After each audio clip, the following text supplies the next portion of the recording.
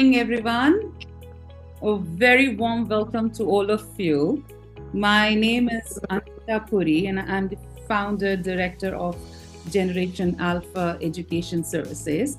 It's such a delight to see many people joining at the same time for this very interesting session today.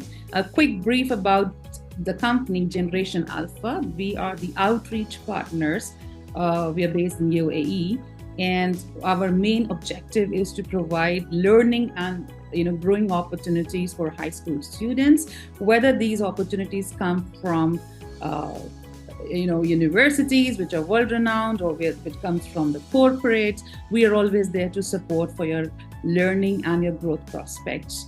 With me is the amazing team of Generation Alpha, which has joined us from different parts of the world and different parts of India as well.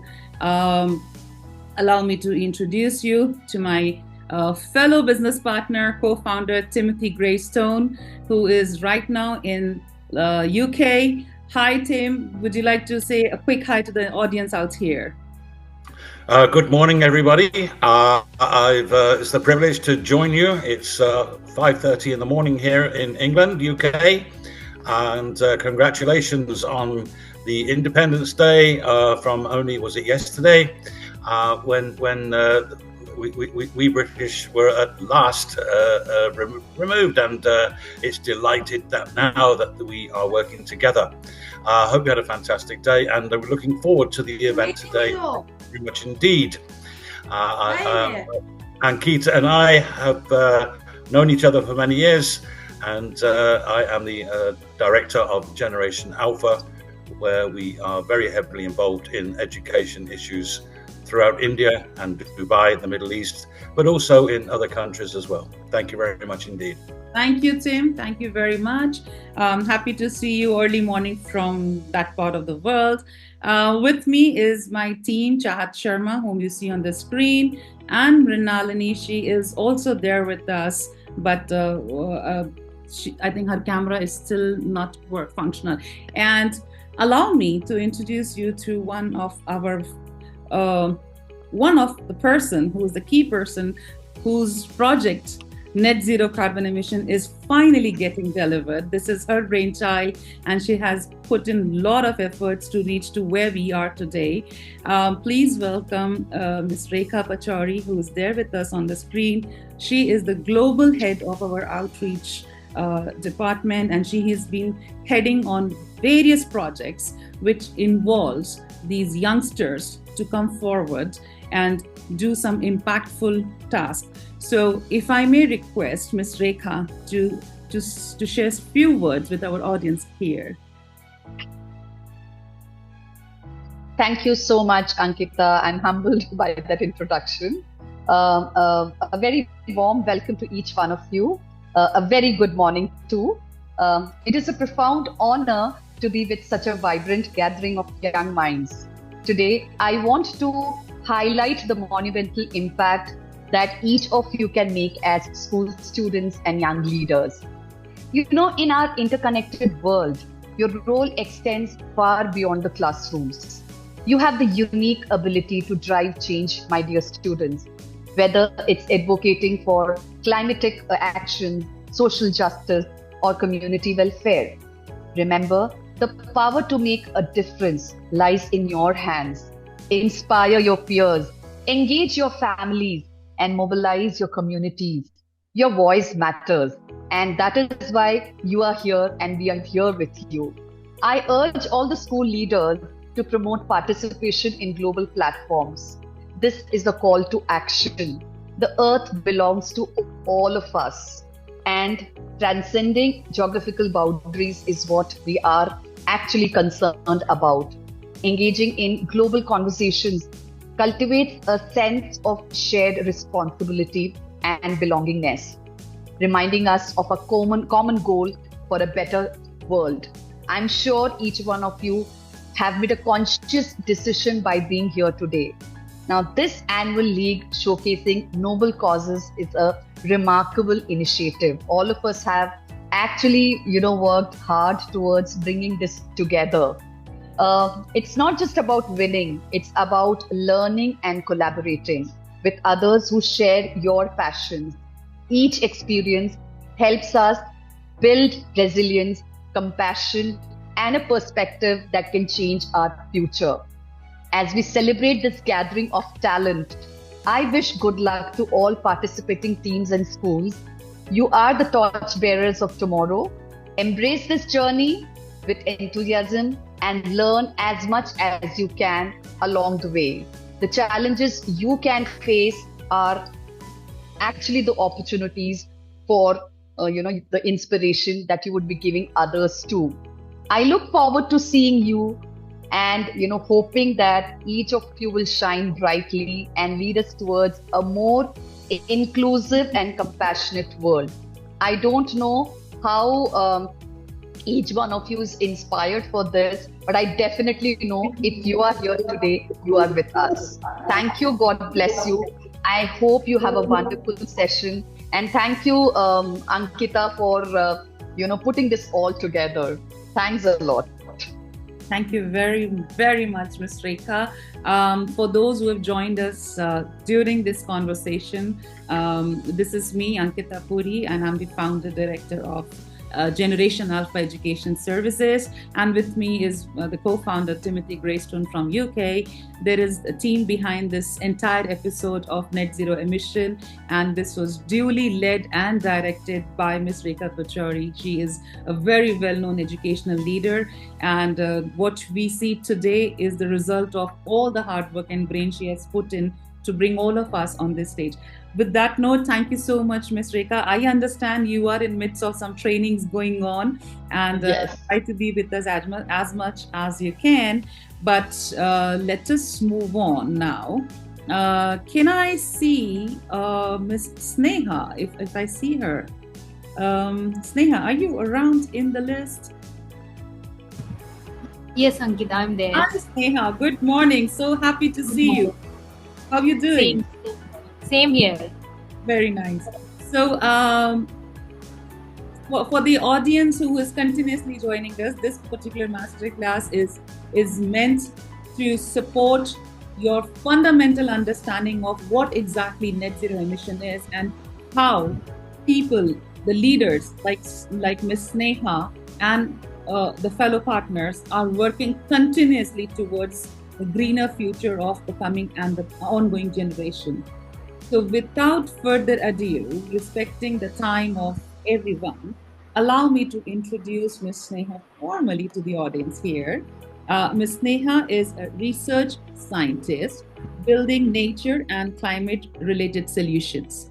Sneha has over 3 years of work experience in PSU and consulting, and more than a decade of experience in research and innovation with a PhD in clean energy and sustainability. Efficient in understanding and solving complex problems through research. She has published peer-reviewed papers, books, chapters, and is also a reviewer for several international journals. Sneha has worked for international organizations, developing products for a cleaner future. Well, in leisure time, she likes to read, hiking, cycling, and playing with her lovely 2-year-old child. So with this note, Sneha, I give you this entire energetic audience to you, and just give me a command. Would you like to share your screen for them? Are you happy to handle the screen sharing yourself? And I can mute myself and pass it on to you now. Anything is feasible. Even you can share and I can walk it over. Anything is fine. For the benefit of your flow, if you have the screen share ready, you have the access to share the screen. Okay, let me then share the screen. While you do that, just to inform the audience out here, dear students and school leaders, please be informed we are recording this session so that we all can refer to this session in future, and we will also see if we can put it with due consent on our public forum on YouTube, so that whenever your future leaders or the junior class students would like to understand about this topic and they want to be climate ambassadors, this masterclass will be the foundation for them as well. I can see Sneha's screen now, and I'm sure it's visible to everyone out here.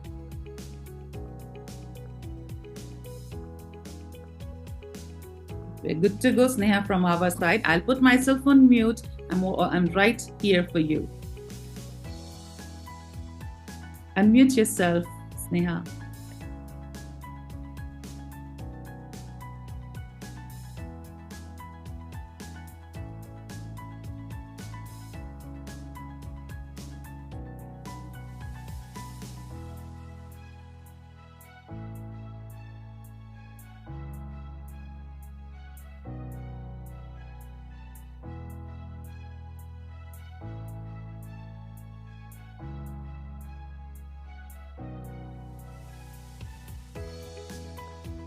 System is taking. Yeah, am I audible now?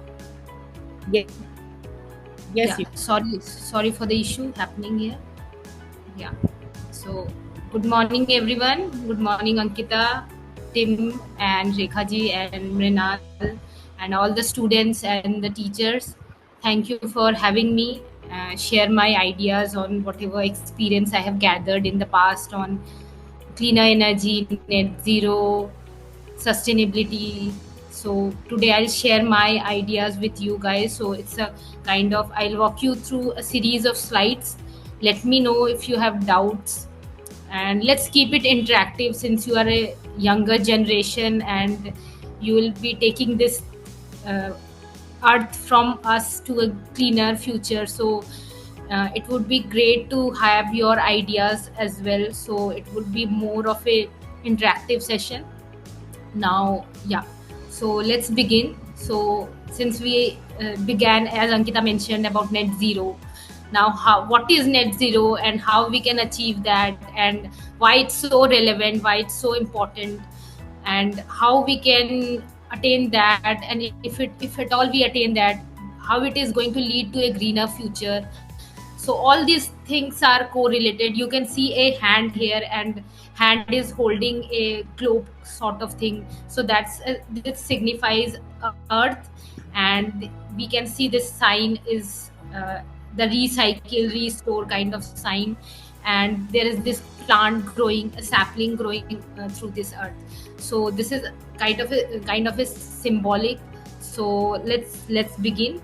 Now, what is this so much talk about this net zero? What is it all about? So basically what is happening is, currently you can see this picture. So net zero basically tells you about the balance that exists between the emissions that are caused by human activities and the balance it has with the removal of those emissions, the human caused emissions that are happening. So what are these two different things? So human caused emissions, GHG emissions, are the sources of it involve something from, like, say, agriculture.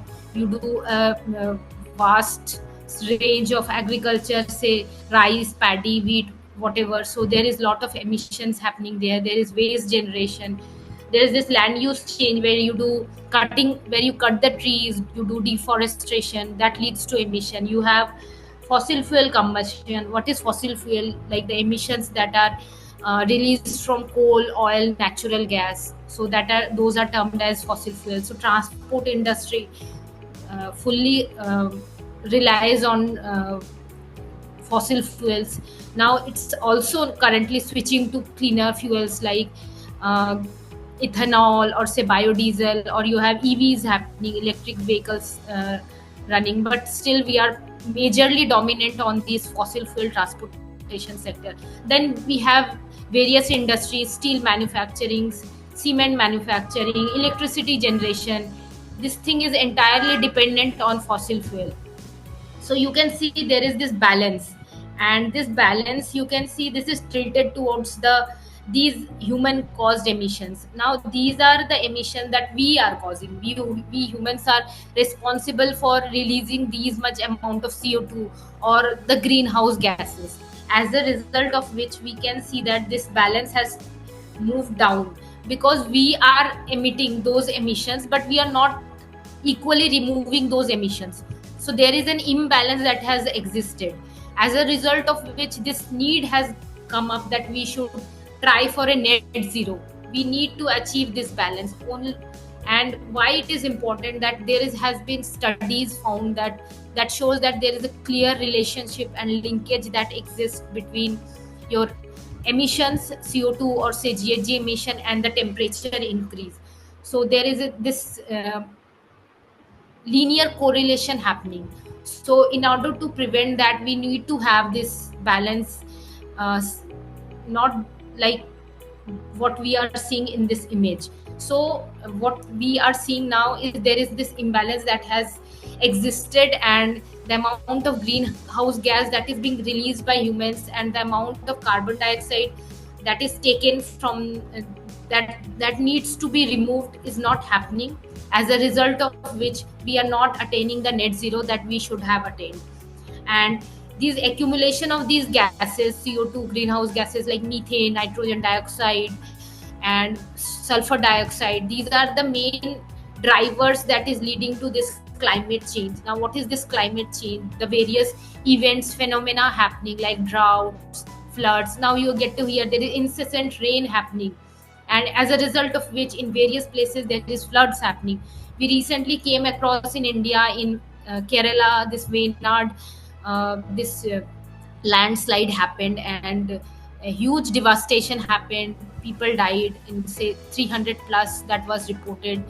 More than that have died. They have lost their lives, livelihood, houses, and this was all because of the changes that are happening in our surrounding. And one of the major causes we scientists are predicting is the more amount of emissions into the atmosphere, but we are not removing it. We are only emitting it, but that emission reduction is not happening. So this imbalance is pertaining until now. Now, in order to attain this balance, so when this human caused GHG emission is equal to human caused removals, so whatever, say I emit 100 gigatons of CO2, now it should be my responsibility to remove those emissions, those CO2. Only then we can achieve this net zero balance. So whatever anthropogenic emissions we are doing, we need to. Now, what is anthropogenic? So anthropogenic is whatever that is there in our nature. So maybe see coal, you say, oil is there, natural gas is there. So whatever that is there in the nature, we are utilizing it, we are consuming it, but we are not restoring it. So only through net zero we can achieve this reduction in temperature. Now coming to the next slide. Now this, in the prior slides we saw that this balance was declining. This was tilted towards GHG, and also a static balance was there. Now if we try to compare these two images, we can see that. So what is the current state? The current state is that net amount of GHG emissions is more than 55 gigatons of CO2 equivalent, and our goal, the IPCC, Intergovernmental Panel on Climate Change, so this is an organization, so they have provided an estimate that in order to achieve this net zero, in order to achieve this balance of GHG emissions emitted and removal, so in order to neutralize that, it would take us to around 2050. So in order to expedite the process, since we reach it at 2050, we need to set some goals, set some targets, and only through that target we can limit the global warming that is happening to 1.5 degrees Celsius. If we don't do that, if we go beyond that, then there are these major consequences happening, like I mentioned. So what we used to see in like 5-10 years ago in India, that there used to be cyclones in coastal part of India that would happen in every, say, 3 years, 4 years. Now it has become more frequent in coastal parts of India. So you will see every year you get to hear there is this cyclone happening, and equal amount of devastation that is taking. But due to this every year occurrence of these events, nature related events, now the government is more prepared. So human loss is less, but the devastation remains the same. Only our preparedness has become more. But again, it's a loss that is happening. Now, when we try to remove this 55 gigatons of CO2 per year, if that's the estimate, then only we will be able to limit the CO2 emissions, attain this net zero and limit the 1.5 degree temperature. So there is this organization called NGFS, National Green Financing System. So they have launched these scenarios. There is this 1.5 degree scenarios. There is this 2 degree NDC, nationally determined contribution. So they have proposed 2 degree scenario. Then there is 4.5 degree scenarios. Now, what are these scenarios? These scenarios provides you an idea that if you continue to do such emissions, you will reach this 1.5 degree in so years. If you continue in such pace, if you continue to emit CO2 in this pace, you will be reaching 2 degree scenario, and the consequences will be such and such. So these organizations are giving a clock, an alarm to us, to the society, to the industry, to the businesses, to the governments, to have an idea that we need to regulate this emission of CO2. Only then we can maintain our global warming to 1.5 degree. Now, going to the why it's so important, why are we talking so much about this net zero? So basically, this global temperature will only stop rising when we reduce this CO2 emissions to zero. So it's like we need to attain that balance, and this also defines our carbon budget. And CO2 is a cumulative pollutant. That means it keeps on getting accumulated, and any emissions of CO2, maybe not in near term, but in longer term, it causes a permanent damage. So now that is only CO2 emission. Coming to the non-CO2 emission, there is methane, nitrogen dioxide. So these are equally important, but they don't play a major role because there is this residual time that is related, and CO2 is the major emission that happens from all the major industries and activities that happens. And so non-CO2 emission, methane is equally a potent greenhouse gas that also needs to be monitored or reduced. It also if that declines, it will also help in attaining the reduction in temperature. So coming to N2O more or less behaves like a CO2, but emissions are much smaller. These are more vehicular emissions that happens in N2O. Then coming to the consequences, what the scenarios that I was talking about, what are the consequences? If we don't attain net zero, if we continue to emit as we have been, if we are not taking steps or measures to remove those emissions, what will happen? So in case of 1.5 degree emission scenario, we can see that the global population this year itself, in the past 2-3 years, we have been seeing that there is severe heat waves are happening, and it's like it has attained around 14%. In 2 degree, this will rise to 37%, and its impact will be 2.6 times worse. Then the number of ice-free Arctic summers. So you have come across that Arctic ice are getting depleted. Antarctica is what the ice that was present, the old ice, now it's getting it's melting. So that's a huge UN cry, and all the biodiversity, livestock present there, that is getting affected. So with 1.5 degrees centigrade, you can say that for every 100 years, at least one, you can see that this ice-free Arctic summer will happen.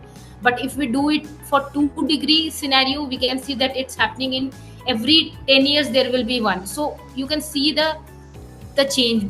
This is at 2 degree, it's 10 years and 100 years. So there is this logarithmic change happening. So you can see the impacts at 2 degree, it's 10 times worse. So then there is further decline in coral reefs. So we have in our oceans, the coral reefs are one of the important species and biodiversity that exists in our marine life. And so those at 1.5 degree scenario, these will be get depleted at 70 to 90%. At 2 degree, it's like 99% will be lost. So you can see there is this up to 2 degree, we'll see a 29% worse scenario. Then there is decline in marine fisheries. Your marine fishes will be lost. 1.5 million tons for 1.5 degree. 2 degree scenario, we'll see 3 million tons getting lost. And again, it's a 2 times worse. And these are some of the notable changes that you will see, but there are other changes that you will come across, like mangroves. Mangroves are the trees you will see in the coastal regions, and those are trees those are biodiversity species that help in retaining your erosion or also flooding. So those are also one of the key key essential species that are getting affected due to this climate change. Now going to our next slide. So you can see this is one of the koala, and this was the aftermath of that bushfire that happened in southern Australia. And you can see how this species, these animals got affected, and there was this complete loss. And this fire is happening, and when it takes place, it happens at there's no stop, and it takes very huge loss in monetary terms.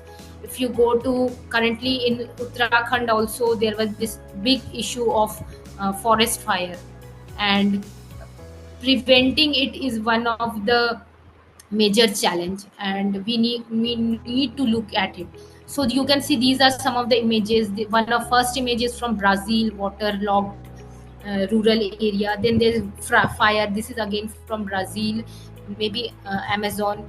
Then there is Antarctica, melting, ice is melting, you can see here.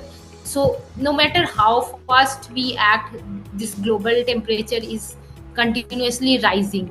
So we need to set our horses ready, set our policies, our activities with whatever we do to control this aftermath or these mishaps that are happening. We need to act quickly, we need to act wisely, so that we can limit the temperature rise and also prevent the human and wildlife from getting affected. Now, even a 0.5 degree increase in a temperature would make a significant difference. Now you can see what I was talking about, this Antarctica. So this is one of the images where we can see this polar bear who is on a sheet of ice, and all around is surrounded by water. So Arctic sea ice is also dropping and currently it's at lowest level, and scientists have been calling it a tipping point event in global warming. So this one is an image that was taken during 2012, and we are currently at 24. So now what an alarming rate we have come across, and we are moving at that rate. So since we are talking this as a great challenge, great problem, now this also can be turned into an opportunity, how we can act, how you, governments, businesses, industries, how we can act, come together and use this as an opportunity to make a better future, so that it's more of a living society, living environment for all of us and all the generation that is coming behind us. So who can fix it? As I was mentioning, governments, businesses, you, me, everyone, we need to come together. So how governments can play a key role, they need to devise laws and policies so that can put a monitor, or that can act such that the CO2 or the GHG emissions are reduced. Businesses can change or tweak their processes so that they work more efficiently and in a more sustainable way. And so they also need to look into how they are using the services that nature is providing them. So there are various aspects here that we need to look at.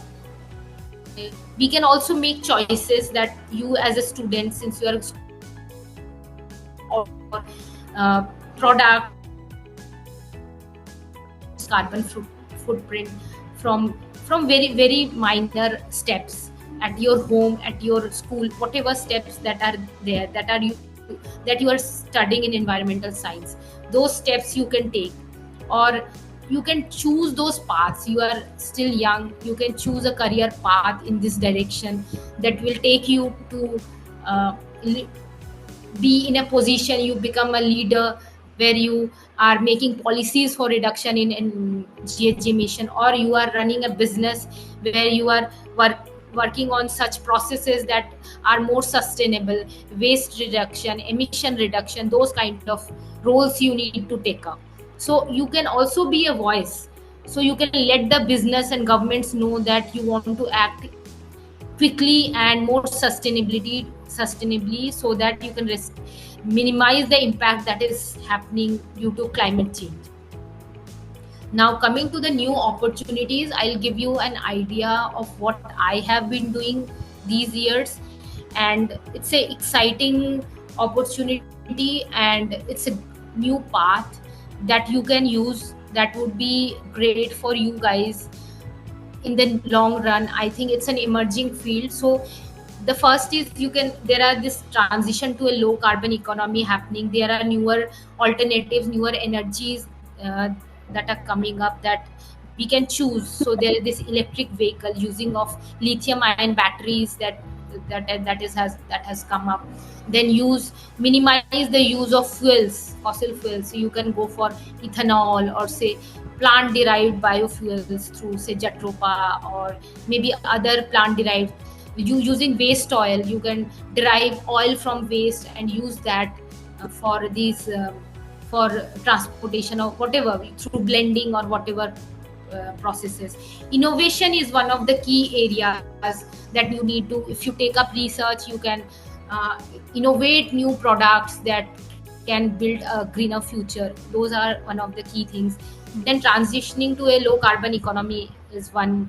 Then you also need to educate around you, your parents or your younger siblings or your friends, about how we can adopt newer products or technologies that are working on emission reduction. Or you can come across nowadays that the bulbs in your houses are low voltage, so you can opt from there.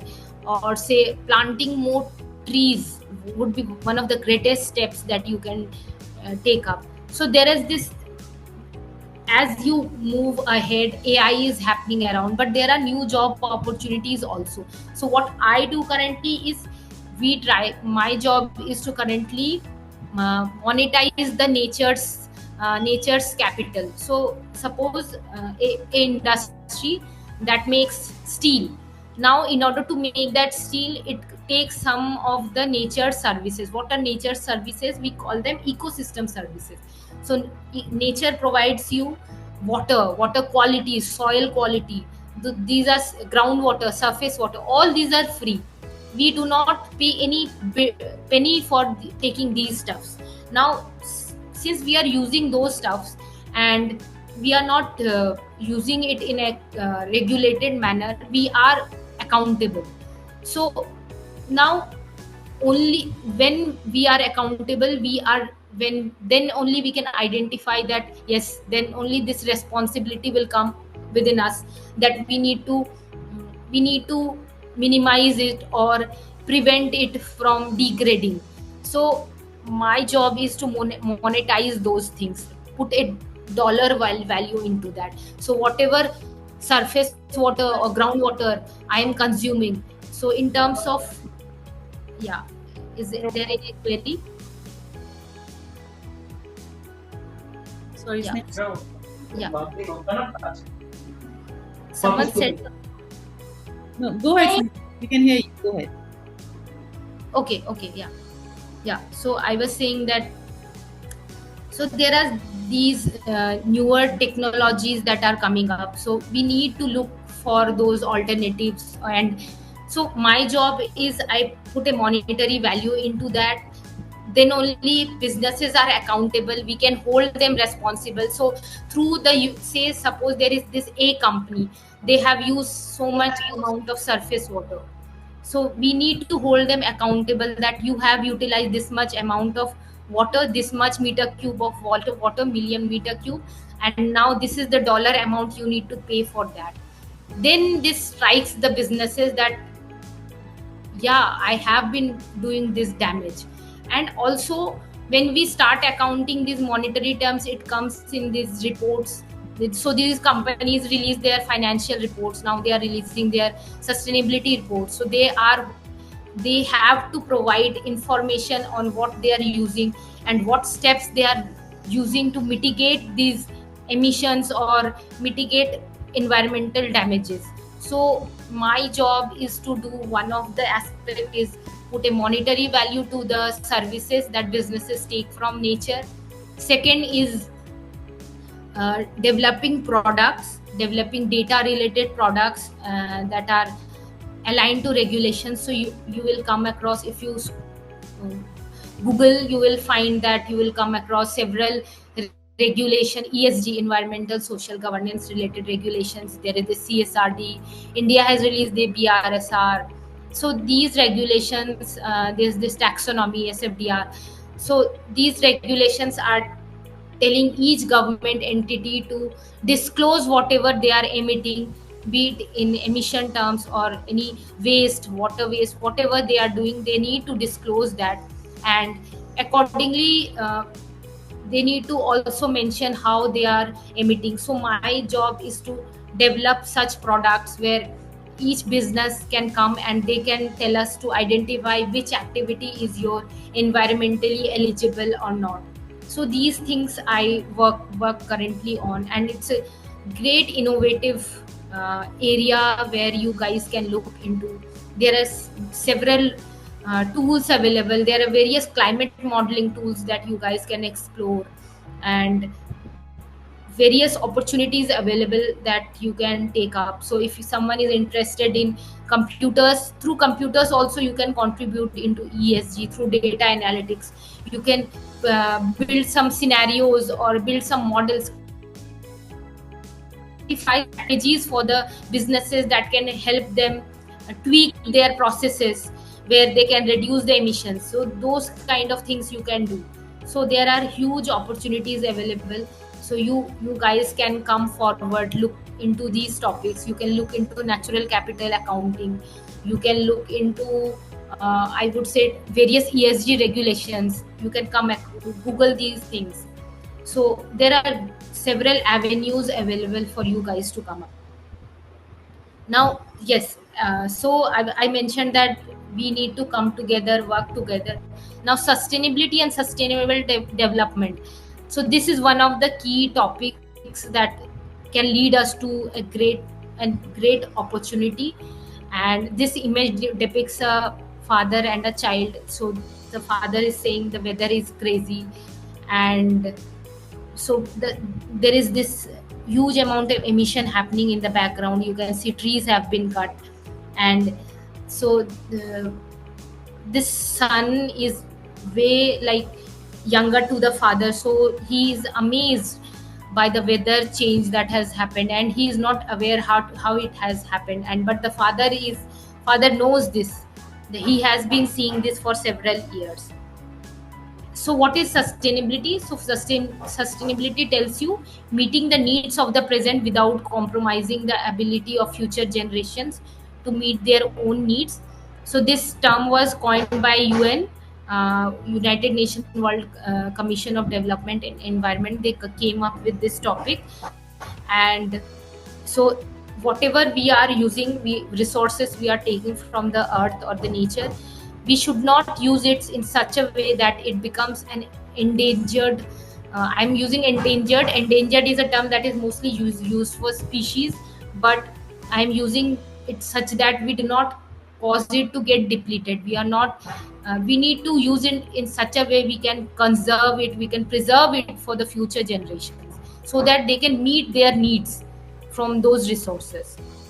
So basically you need to use those resources in more of a controlled or regulated manner, or more of a responsible manner. So sustainability is basically this harmony existing between environment, social, and governance. So these three needs to coexist, then only the sustainability can happen. And so you can see this diagram. So it's a union of environment, society, and economy. So businesses, government, society, everyone has to come together to build this sustainable society. Now you can see this picture of sustainable development goals. So United Nations has come up with 17 sustainable development goals, 1 to 17 for each of the goals. These are being set for the businesses, entities, and the governments to act. And for if you go into this UN SDG page, you will find that for each goal they have provided some targets how you can attain those goals. So the first goal is no poverty. We need to ensure that it's only emission reduction is not the goal. We need to do this with keeping in mind that there is no one that who is poorer or who is getting starved and who is not getting food or who is in below the minimum living standard. So we need to ensure that.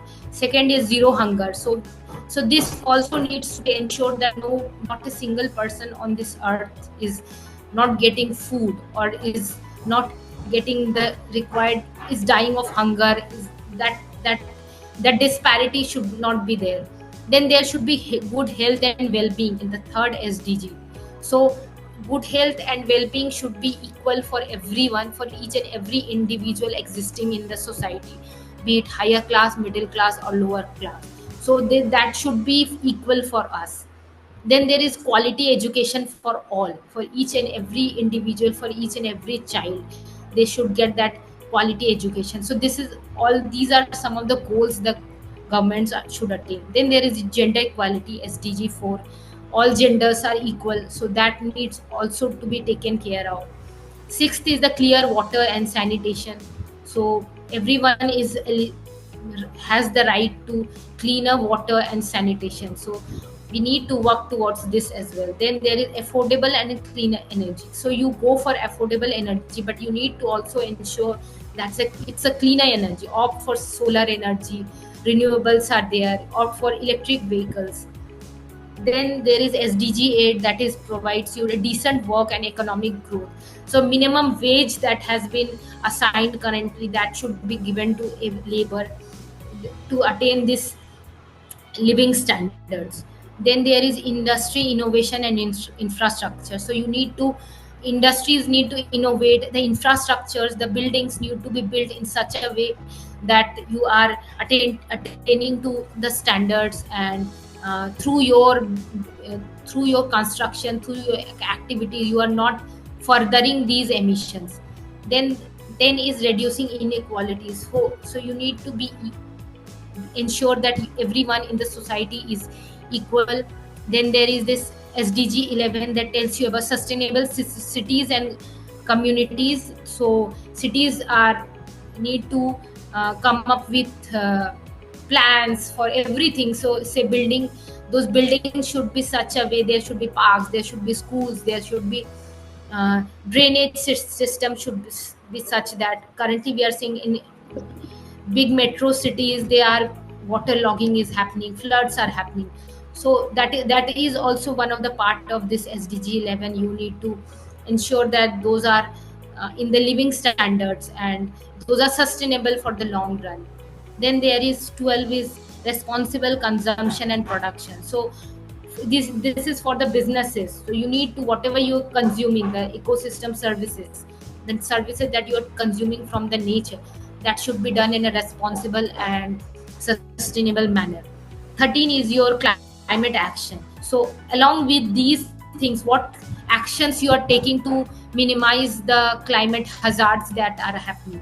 So through your processes, through planting of trees or whatever activities you do, you need to work on climate action. Then you need to also, through SDG 14, you need to also take care of life that is below the water, the marine life. So we need to take care of that as well. Then SDG 15, life on land. You need to also ensure the biodiversity or the species, plants, animals, the biotics, how we are providing them a cleaner air, cleaner environment, cleaner water. So those things need to be ensured. Then 16 is peace, justice, strong institutions. So yeah, we need to have more stronger institution that can voice these issues, that can flag these issues, so that it's an equal society for everyone. And lastly is the partnership for goals. The countries, the economies, the businesses need to come together and help each other through sharing of technology, through innovation, so that each one of us can achieve those goals in the limited time that has been provided to us.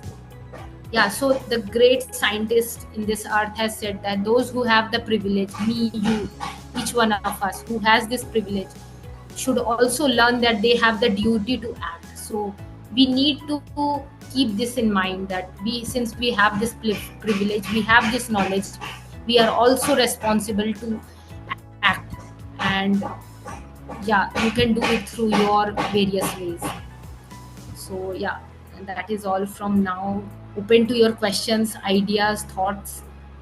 Thank you very much, Sneha. Maybe you can stop sharing the screen now. Yes. Yes. It was quite informative session, I must say, and I'm hopeful that a lot of points which were mentioned in your presentation makes more sense from the perspective, especially for students who are listening to us right now. There was no need of such a conversation any earlier than today. Okay, the kind of world we all are living in, there has been a human who has led to a situation wherein these topics are of prime importance. So you may not have heard from your elders in the family, maybe from your seniors who have studied from the same school, wondering too much about net zero emission. But unfortunately, we all are standing at a point wherein a lot of responsibilities lies on your shoulder. You have to step up, come forward, and have to help the world to become a greener planet, because planet belongs to everyone. So there is no geographical boundary that a child sitting in India, whatever impact that child is bringing, that will not help to another child who's a peer future leader sitting in any other part of the world. So we, as one of the SDG goals says, we have to globally connect with each other to make sure that your creative mind, whatever your brainchild promotes, the idea of bringing solutions to reach a net zero emission stage, should impact the entire world and not just limited to the area you belong to. And I believe that is what Sneha was the agenda of having this competition rolled out, because we want these students to come up with unique ideas from respective schools to at least try and make their school premises net zero emission states. Now, there are chances, there are limitations. Each school has their own limitations. We live in a real world. But at the same time, some ideas can be supported and promoted by respective authorities, by the corporate world. And we never know where such ideas can boom out to be a bigger solution for the entire worldwide. So with that note, may I request the participants, if you have your questions, or any opinion or any inputs from your end, this is the only time you can talk to us. You can please open your mic, and of course, please open your video. We really want to have a face to that voice and talk to us. Anyone from the audience, please. Yes, Abhinav, please go ahead. Good morning, ma'am. Good morning, everyone. Fine. I'm under the doubt that with these SDGs created by United Nations, they have a pretty good initiative, but has any work been done upon them? Like, Has any major steps been taken regarding any of these SDGs? Or are they just on paper? Sneha. Sneha, you're on mute. Yeah, great question, Abhinav. So it's not in paper. There are a lot of activities happening behind. So now each country has to commit on these goals and how you can achieve these goals. So there are certain targets. So through these each event, so there are this. So you have heard of this Montreal Protocol or Kyoto Protocol. So during these conventions, these governments of each country go and they commit that how they are gonna achieve these goals. So India has also set some targets for 2030. So they would be planting, reducing deforestation to such and such percentage. Then they are going to invest more on solar or say EVs, on cleaner energies. So these are certain commitments that governments are doing, and through these targets they are going to achieve that broader goal that it's there. So it's very much working. Companies, the businesses, they are mapping their activities to these goals, how they are contributing. So in a way what is happening is, you like each company, they have this financial reports. So they have to release every year sustainability reports. So when you show that you are committing to SDG so and so, SDG 5 or say SDG 13, that means you are committing that your activities are contributing to these goals. You are helping in a way we achieve that goal.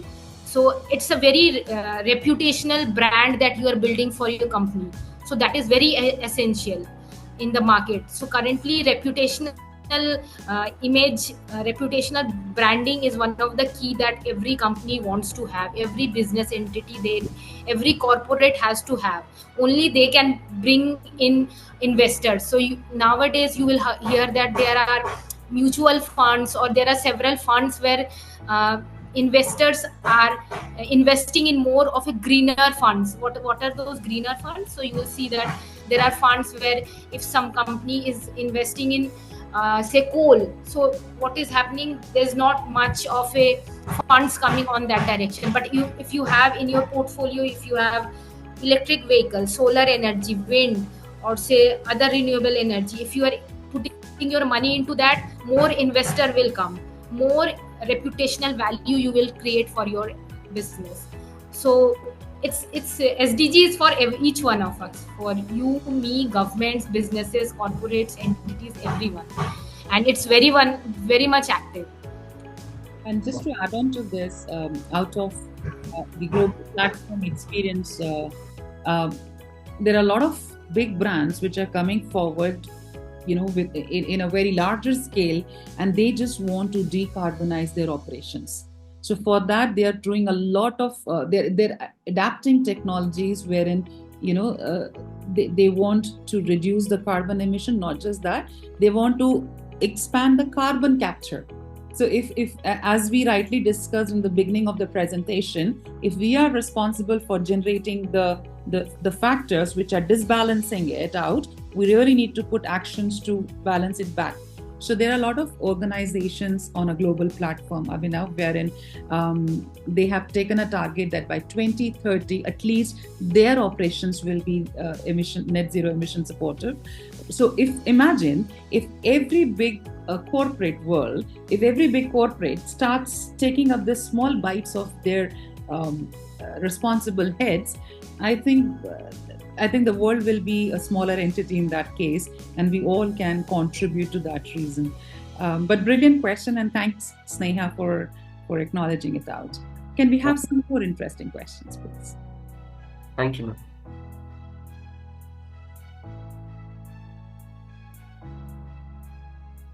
We understand some students are from grade 9 and 10.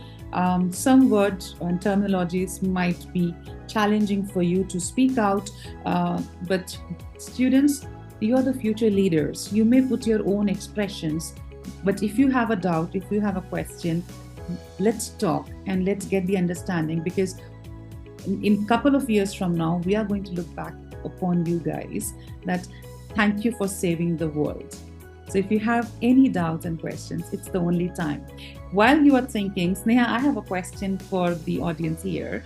Since I know you professionally, I have seen the kind of education you have gone through. You have been a scholar, you have studied your doctorate, you have been an IIT alumni. These students are still in high school. They are in grade 9, 10, 11, and 12, I'm assuming. Yes, yeah, that's the kind of a category.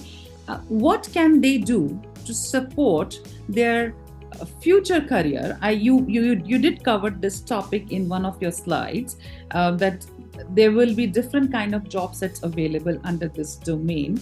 But if I have to, cut down the steps and bring them today they are in grade 9, and in 4 years from now, or today they are in grade 11, and 2 years from now, what is it extra they can do apart from their regular studies so that they get closer to this topic, and it's going to be a niche job for all of them? Any opinion or inputs for the students here, Sneha? Yeah, so they can, since this AI, these things are coming, if someone is interested, they can go ahead with those. There are various tools that are coming up. You can learn on Power BI. These are various Power BI. Then various visualization tools that are coming up. You can learn those, learn Excel, learn coding.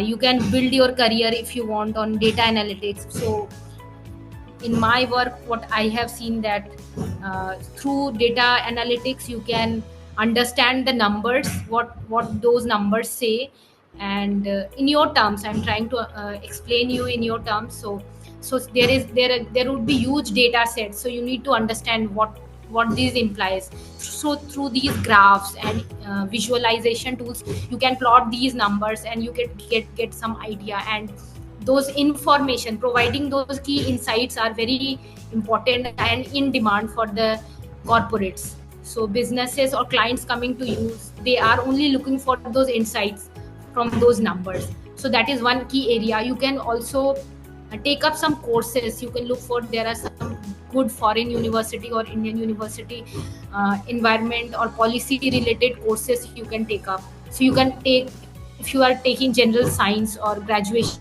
you are doing, then also you can move ahead in policy learning. You can develop policies such that new innovation comes up. You can build policies such that there is emission reduction. Then other topic, that is one more, is social governance. So this is very new in India. There is this Institute of Social Sciences, Tata Institute of Social Sciences in Mumbai.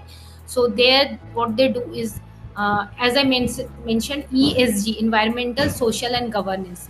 So the social and governance parameters currently, not only environment, you need to ensure that there is no CEO average employee pay gap that is happening. There is this equal female and male gender in the boards, in the employees. Then there is accountability for injuries or fatalities that is happening. So you need to ensure these policies. So there is this various kinds of newer social aspects you need to look upon. So that is also one topic. So once you are done with a graduation, you can take up masters from any social organizations, say it is, or maybe you can go abroad and explore those, because social is something new, not much data or information is there.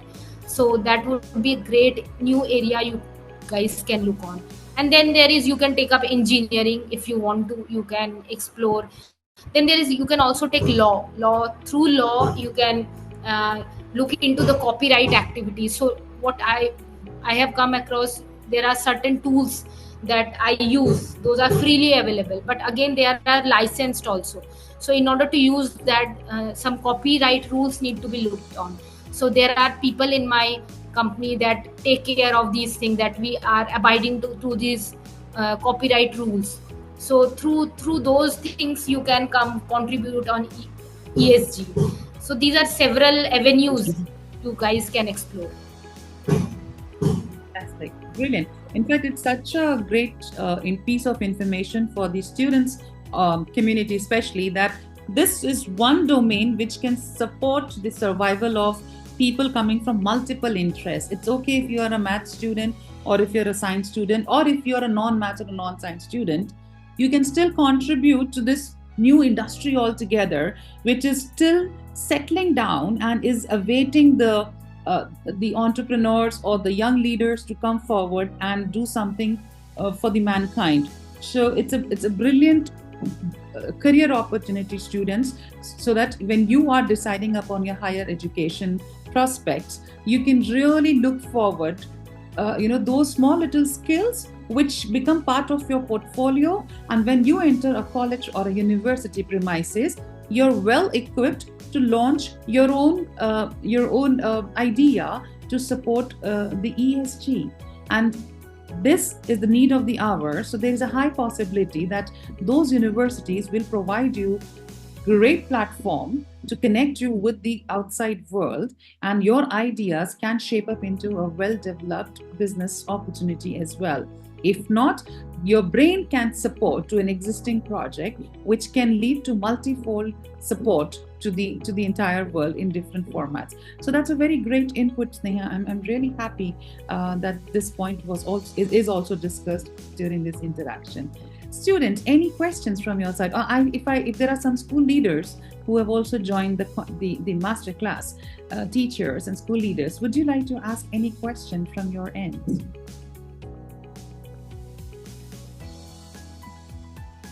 Yes, Advait, please proceed. I request you to please switch on your camera and unmute yourself.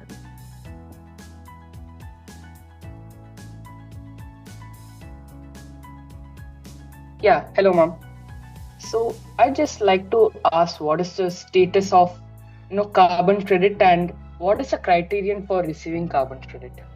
Different companies or individuals receiving it.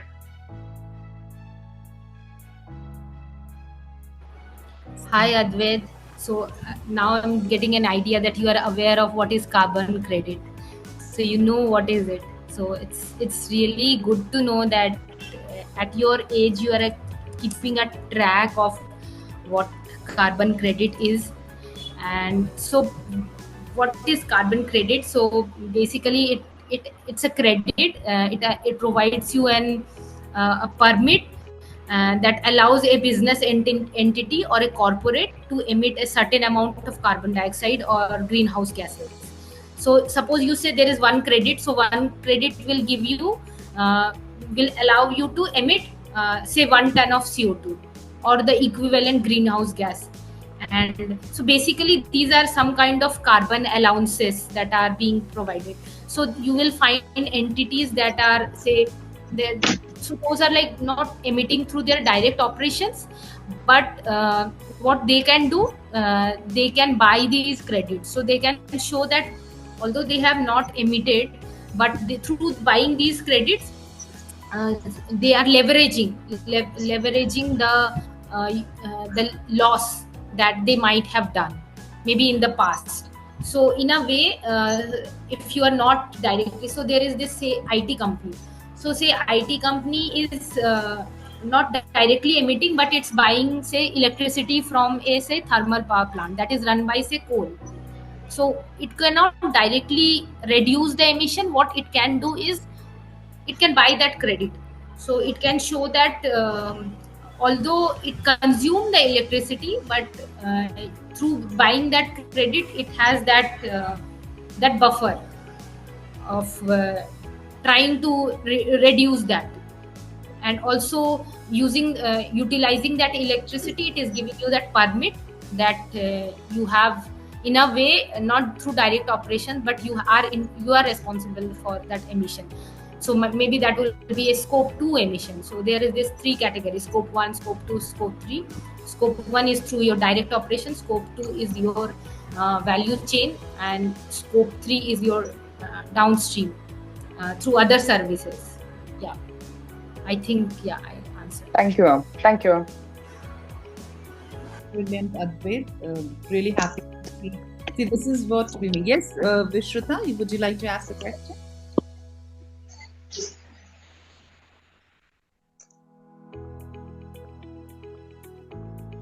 I see, Vishruta, you have unmuted yourself. Is there something which you want to speak?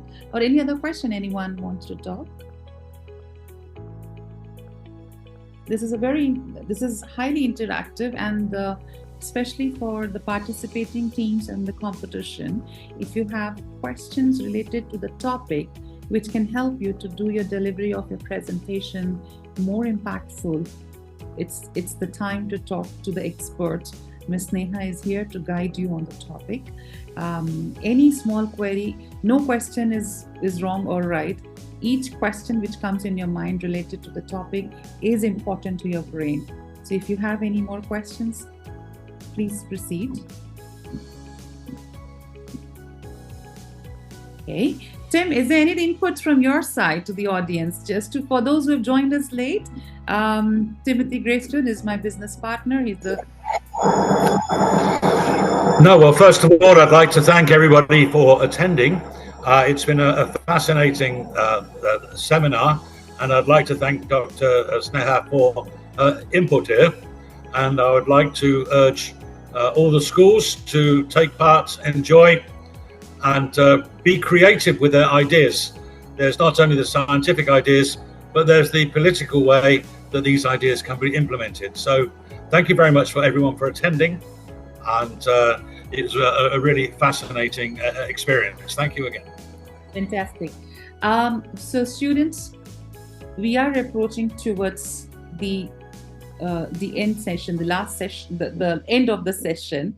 And before I proceed and officially bid you all thank you, may I request you to fill a quick feedback form for the benefit of our master classes, which we conduct regularly for all the students across parts of the world, not just India. And each feedback given to us does a value addition to our subject selection, deliveries, engagement. So one of my team members is going to paste the feedback form link, and let's be here for a couple of more minutes, because this is the shortest form you must have faced in life. It's just a bunch of questions, and that's it. That will give my team a lot of support. So can someone copy paste from Generation Alpha's team? Maybe Chahat or Mrinal, can we copy paste it on the chat? The feedback form link, please.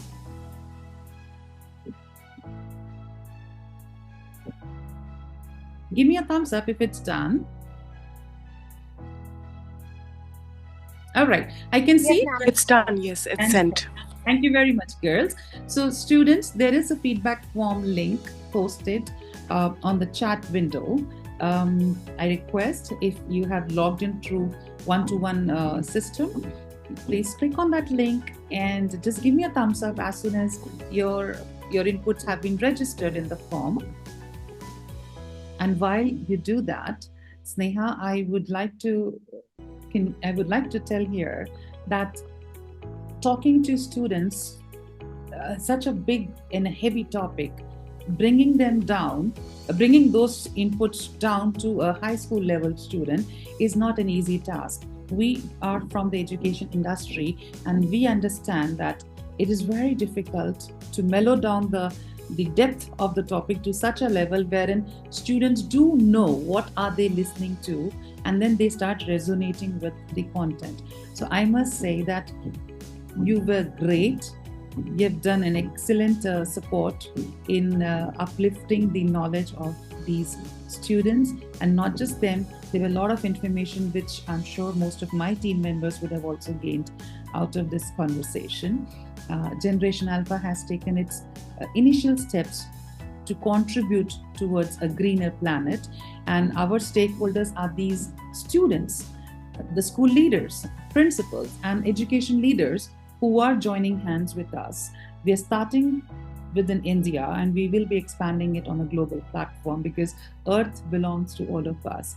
So I'm very happy that you brought those inputs in our brains in such a way that it was very, very comprehensive, and it actually has given us a lot of new ideas on what else can be done to further break down the topics and engage with the junior audience, and let's see if we can at least educate them and not expect any returns at this age, but maybe once they grow and get into a mid or a high school, they will have a mind which has already started thinking towards this direction. Yeah, so that's been very great of you, Sneha. I hope you also had a good time with us. Yeah, thanks a lot, Ankita. Thanks to you and Mrinal for making this happen, for pushing behind me through my busy schedule. And it was a great session. And you get to learn from these young minds, because we eventually will be handing over our baton to them to take it ahead. And it was a great, and kudos to you for this initiative of bringing the young minds at this age to these exposures. And I hope they utilize this in their future, and they are, I am sure they are much very creative and very intelligent, because they are already aware of what is happening around them. So yeah, all the best to the newer generation. Guys, they excel. Thank you very much. Thank you. Those who are participating, if there is a participating team members on this window. So students, our competition is almost there now. I'm sure most of you must have submitted your videos, and your respective school leaders are interacting with Mrinalini, who is heading this project from Generation Alpha. Should you have not prepared it yet, pull up your socks, proceed, submit the videos, prepare yourself best. There will be a jury which is going to judge you in the qualifying round, and this jury will be panel members from academics and corporate leaders, because we are going to judge the delivery of the students from a holistic perspective. It's not just the knowledge, it's about the uniqueness, and it's about the presentation and the teamwork, which is where you're going to be judged. The matrix of judgment has been shared with respective schools, so go through it carefully. Further information related to your competition will be shared through one of my team members in the week to come. And we're very happy, and we extend our heartfelt thanks even to the school leaders, the counselors, the principals, the directors, and any other educational leader who has believed in this movement of Go Green and bring a net zero emission, and encourage their students to participate in some or the other way. We are very thankful to you for joining hands with us. We promise you that the brain of your school will be showcased at the right platform, and we will ensure that we keep on creating opportunities for your bright students to shine on a global stage, not just limited to India. We are going to take the brains to the global stage, and this cannot happen without your kind support and trust. So thank you very much for being there and letting your students join the session today. On this note, and thank you, Chahat. Thank you, Mrinalini. You girls were amazing in doing the entire process to reach to this finish line for today's masterclass. We have not yet completed the marathon. The marathon will be over when we are executing the grand finale of the competition. And we are hopeful, Tim, that by that time you will be back from UK, and we will be off the screen and we all are together on one stage. On that note, if there is if the feedback form has been filled by you guys, and I'm happy from my end to call this meeting off. And let me repeat for those who joined us late, this is a recorded masterclass, and the recording will be shared with all the registered participants. The only objective of hosting this masterclass is to help you out in gaining knowledge, at the same time confidence, to be a part of this Green Ambassador or a Climate Ambassador Forum. And we are always there to support you and guide you. Should you have ideas in future, maybe not now, but something clicks your mind, you know you have go-to people on the screen with you right now. Thank you very much, everyone. Have a fantastic day ahead. It's a weekend soon going to be, so have a very relaxing weekend. And those who are appearing for some exams in the coming week, all the very best to all of you, and stay tuned with Generation Alpha. Thank you, team. Thank you, Sneha. Have a fantastic. Bye-bye, everyone. Bye.